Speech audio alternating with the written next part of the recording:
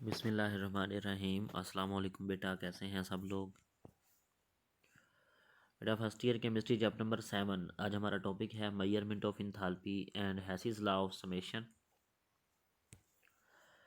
Measurement of enthalpy of a reaction कि अगर एक रिएक्शन एक्सोथर्मिक है या एंडोथर्मिक है। अगर वो एक्सोथर्मिक होगा तो वो हीट रिलीज करेगा, और अगर वो एंडोथर्मिक होगा तो हीट उसमें एब्जॉर्ब होगी। तो बेटा ये हमें कैसे पता चलेगा, तो हम क्या करते हैं, हम रिएक्शन जब प्रोसीड हो रहा होता है तो उस दौरान हम टेम्परेचर चेंज नोट करते हैं। हम शुरू में बिफोर द रिएक्शन हम टेम्परेचर नोट करते हैं और टेम्परेचर मेजरमेंट करते रहते हैं आफ्टर इंटरवल ऑफ टाइम। तो एंड पे जाके हम क्या करते हैं, change in the temperature measure करते हैं। उससे हमें पता चलता है कि ओवरऑल टेम्परेचर डिक्रीज़ हुआ है या इंक्रीज़ हुआ है। तो ये रिएक्शन जो है वो एक्सोथर्मिक होगा या एंडोथर्मिक होगा, ये हम एंड पे जो है वो फैसला करते हैं। तो इंथैल्पी मेजर करने के लिए बेटा हमारे पास दो तरह के देखें, इंथैल्पी या हीट का जो यूनिट होता है वो होता है कैलोरी।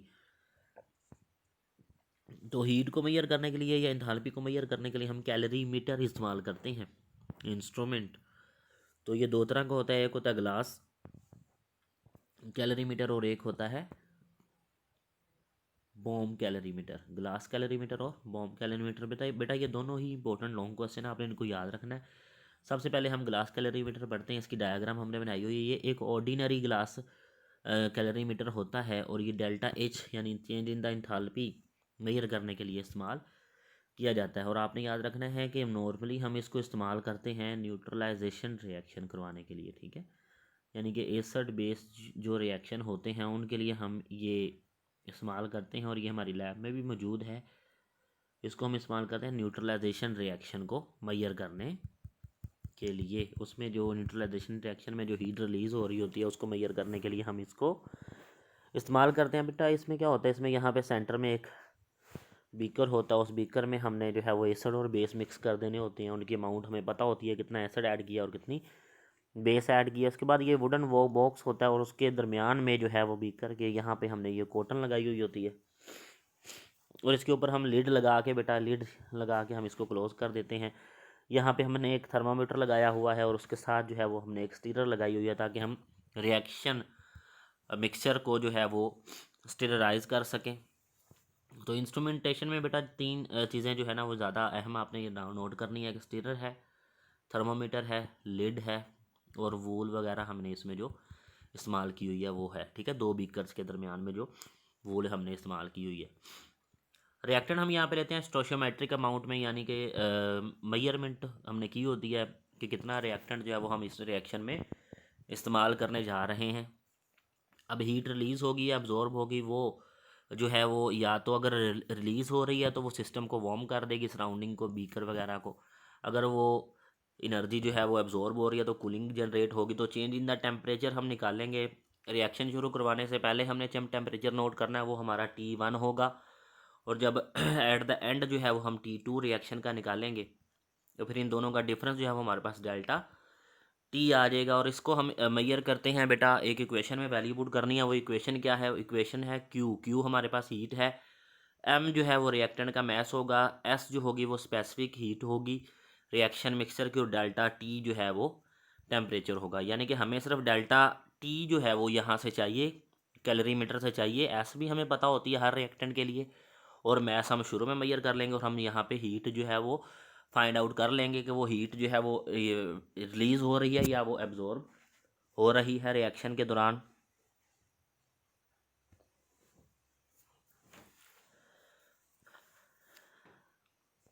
इसके बाद बेटा एक डेफिनेशन नोट कर लें, हीट कैपेसिटी। ये होती है product of mass and specific heat, यानी कि एम क्रॉस एस जो है ये हमारे पास क्या होते हैं, ये हीट कैपेसिटी होती है, और इसको हम सी से जो है वो रिप्रेजेंट करते हैं। ये था बेटा ग्लास कैलोरीमीटर। इसको आपने इंपॉर्टेंट लॉन्ग क्वेश्चन और इंपॉर्टेंट शॉर्ट क्वेश्चन के तौर पर प्रिपेयर करना, यानी पेपर में ये शॉर्ट में भी आता है और लॉन्ग में भी आता है। नेक्स्ट हमारे पास है बॉम्ब कैलोरीमीटर। बॉम्ब कैलोरीमीटर जो है बेटा ये हम इस्तेमाल करते हैं एंथैल्पी ऑफ कंबस्चन निकालने के लिए। वो फूड के लिए हो एंथैल्पी ऑफ कंबस्चन, या वो फ्यूल के लिए है, या वो फूड के लिए है, या वो किसी और कंपाउंड की हम कंबस्चन करवा रहे हैं। कंबस्चन बेटा जब हम क्या होती है, कंबस्चन होती है burning of a substance in the presence of oxygen.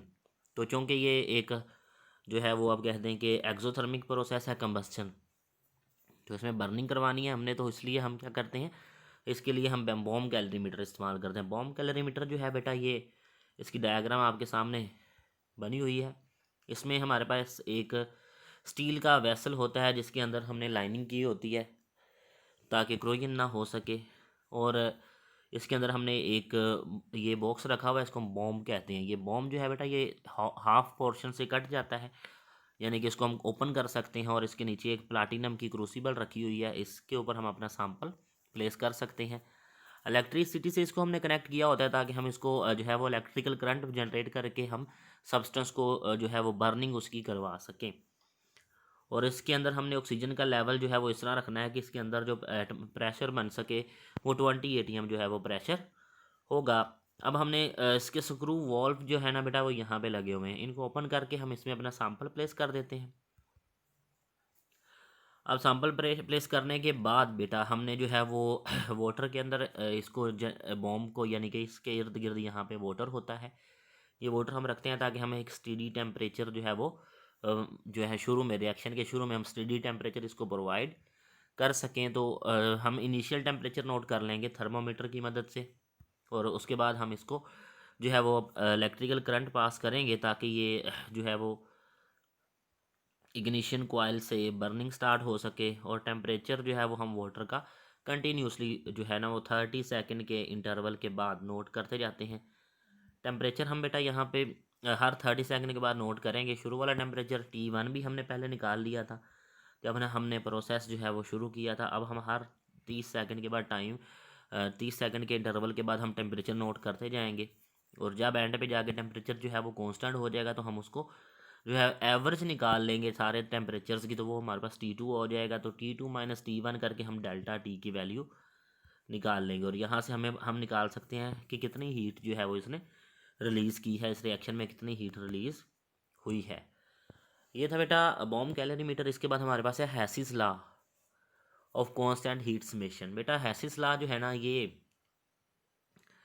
एक सादा सा कानून है जिसमें वो कहता है कि आपके पास एक रिएक्टेंट हो ए, इस रिएक्टेंट को आपने डी में कन्वर्ट करना है। अब इस रिएक्शन को डी में कन्वर्ट करने के लिए जो टोटल इंथैल्पी चेंज आता है वो डेल्टा एच आता है, यानी कि ये रिएक्शन ए से डी में जा रहा है। अब ये रिएक्शन जो है या तो एक स्टेप में हो या एक से ज़्यादा स्टेप में आप करवा लें, यानी कि या तो ये रिएक्शन जो है वो एक सिंगल स्टेप के ज़रिए प्रोसीड हो जाए, या अगर एक से ज़्यादा स्टेप में भी प्रोसीड होता है, यानी कि डिफरेंट पाथ आप इस्तेमाल करते हैं इस रिएक्शन को प्रोसीड करवाने के लिए, तो टोटल जो एनर्जी चेंज आएगा या टोटल जो इंथैल्पी चेंज होगा वो रिएक्शन में सेम होगा। यानी कि ए को डी में कन्वर्ट करना है, डेल्टा एच जो है वो चेंज इन द इंथैल्पी आ रहा है या हीट चेंज आ रहा है। अब आप इसके अल्टरनेट मेथड इस्तेमाल करते हैं। आप क्या करते हैं, आप ए को पहले बी में कन्वर्ट करते हैं, उसके लिए एनर्जी चेंज आप नोट करते हैं डेल्टा H1। अब बी को आप कन्वर्ट कर रहे हैं सी में, और इसके लिए हीट चेंज आ रहा है डेल्टा H2। तो अब आप क्या करते हैं, अब सी से फिर इसको डी में कन्वर्ट कर रहे हैं, यानी कि या तो आप ए से डायरेक्ट डी में कन्वर्ट कर लें, या ए से पहले बी बनाएं, बी से सी बनाएं, और सी से फिर डी बनाएं। तो चाहे आप जो मर्जी पाथ अडोप्ट कर लें, टोटल हीट चेंज जो आएगा वो कांस्टेंट आएगा, यानी कि ये delta H1 plus delta H2 plus delta H3, ये तीनों जो होंगे ये डेल्टा H के ही बराबर आएंगे। यानी कि इसको हम कहते हैं लॉ ऑफ समेशन, कि अगर आप एक रिएक्शन जो है वो करवा रहे हैं, उस रिएक्शन को आप एक रूट से करवा लें या एक से ज़्यादा रूट लगा लें, तो टोटल जो हीट सम आएगा वो सेम ही होगा। इसकी एग्जांपल हमारे पास है सोडियम कार्बोनेट की फॉर्मेशन। हम सोडियम हाइड्रोक्साइड का CO2 से रिएक्शन करवाते हैं और ये Na2CO3 बनता है, साथ में वाटर बन जाता है।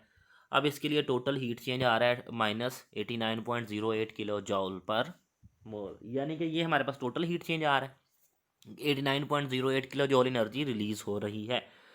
ये है सिंगल स्टेप प्रोसेस। अब हम ये रिएक्शन दो स्टेप में करवाते हैं। पहले हम सोडियम हाइड्रोक्साइड का एक मॉलिक्यूल का, एक फार्मूला यूनिट का रिएक्शन करवा रहे हैं CO2 से, तो सोडियम बाइकार्बोनेट बनता है और इसमें हीट चेंज आता है -48.06 किलो जॉल, इसको हम कहते हैं डेल्टा H1 है। अब हम दूसरे स्टेप में क्या करते हैं, हम दूसरे स्टेप में सोडियम बाइकार्बोनेट का NaOH से रिएक्शन करवा के सोडियम कार्बोनेट बना लेते हैं और वाटर, और इसमें टोटल हीट चेंज हमारे पास जो आ रहा है वो -41.02 है। अब वो कहता है कि आप इन दोनों को जमा कर लें।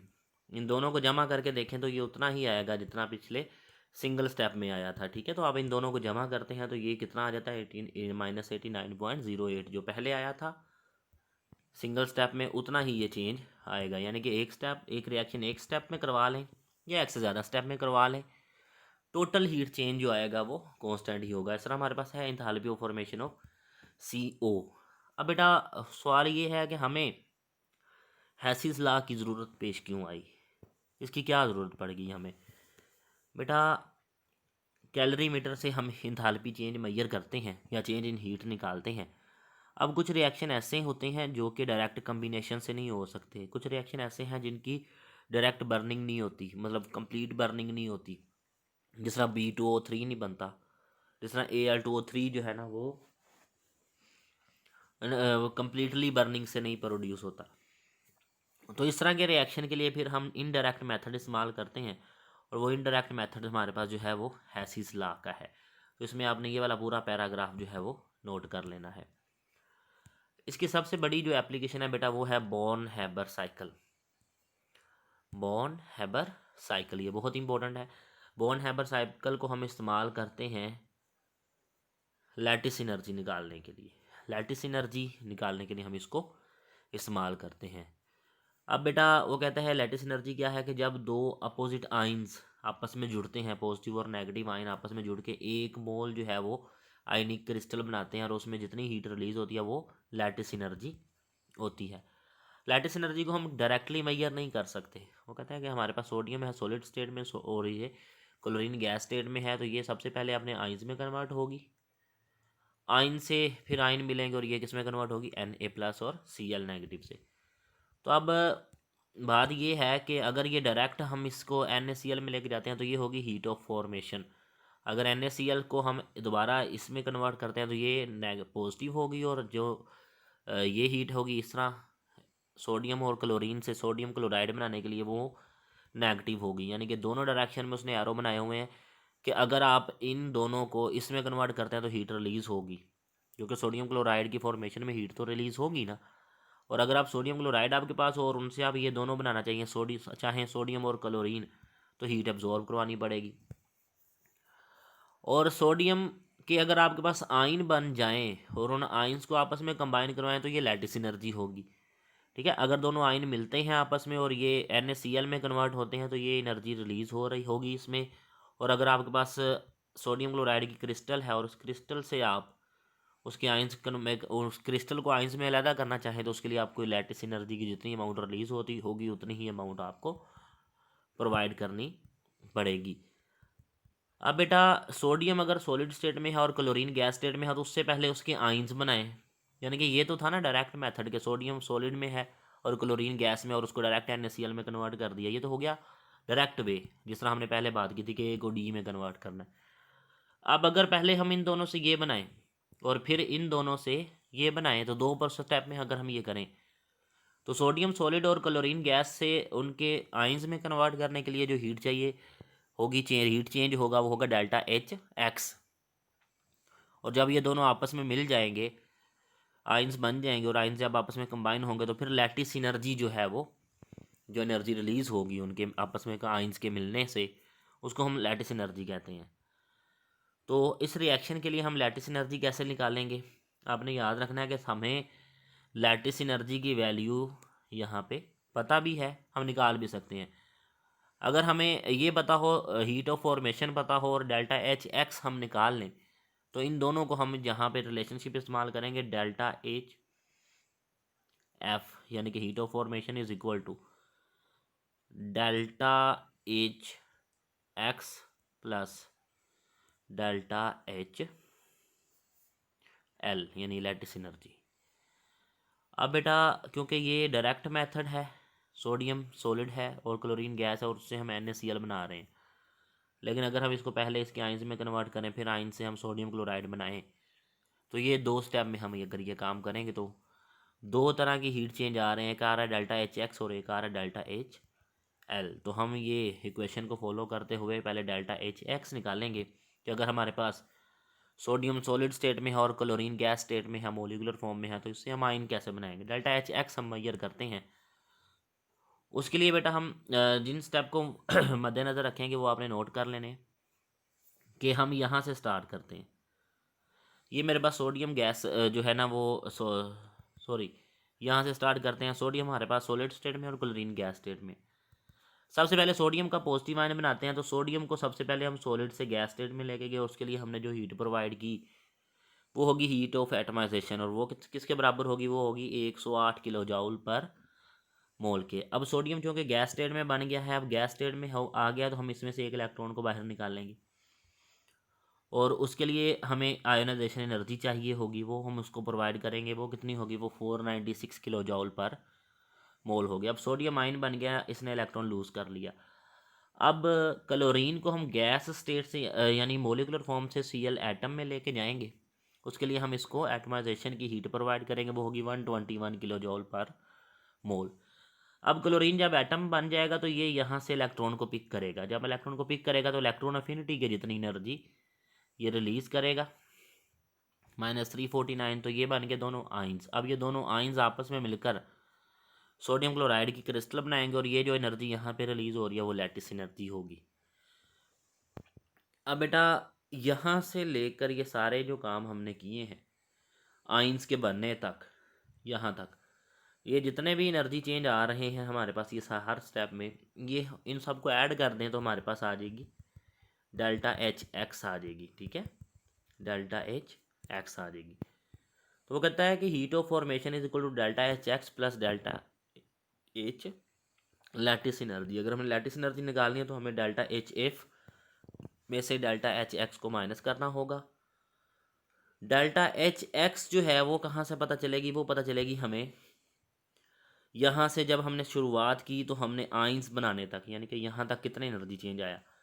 पहले हमारे पास आई सोडियम की atomisation heat, heat of atomisation, फिर सोडियम की आयोनाइजेशन एनर्जी आई, फिर हमारे पास क्लोरीन के लिए एटमाइजेशन एनर्जी आई, और फिर क्लोरीन के लिए इलेक्ट्रॉन अफिनिटी आई। यानी कि ये सोडियम और क्लोरीन को आयन में कन्वर्ट करने के लिए कितनी हीट चेंज आ रहा है, 1 2 3 4।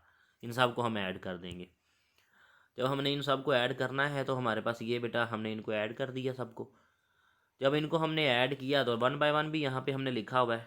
ऐड करने से हमारे पास टोटल आ गया 376 किलो जॉल पर मोल। डेल्टा एच एक्स कितना आ गया, 376 किलो जॉल पर मोल। अब बेटा हमने 376 किलो जॉल पर मोल जो है ना, इसको हमने इस इक्वेशन में पुट कर देना, यानी कि डेल्टा एच एक्स की ये जो वैल्यू आई है इसको उठा के हमने इस इक्वेशन में पुट कर देना है। ठीक है, ये जो इक्वेशन थी हमारे पास इसमें पुट कर दें डेल्टा एच एक्स की जगह पे।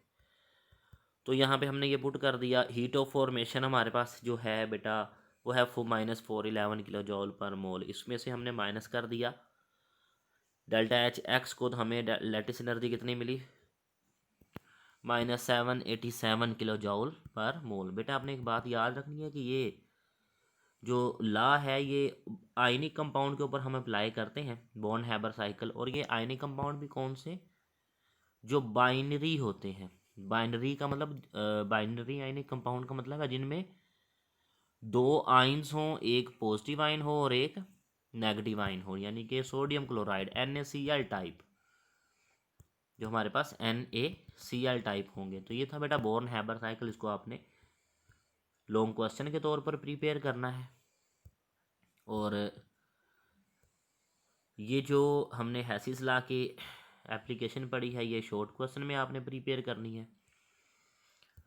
और इसके बाद ये इसकी स्टेटमेंट और ये एग्जांपल जो है बेटा ये आपने हैसिस लॉ की ये भी इंपॉर्टेंट शॉर्ट क्वेश्चन में आपने प्रिपेयर करनी है। तो ये था बेटा हमारा आज का लेक्चर। अब ये चैप्टर 7 जो है बेटा ये ख़त्म हो गया। नेक्स्ट जो है वो हम इसकी एक्सरसाइज डिस्कस करेंगे। तब तक के लिए इजाज़त चाहूँगा। अल्लाह हाफिज़।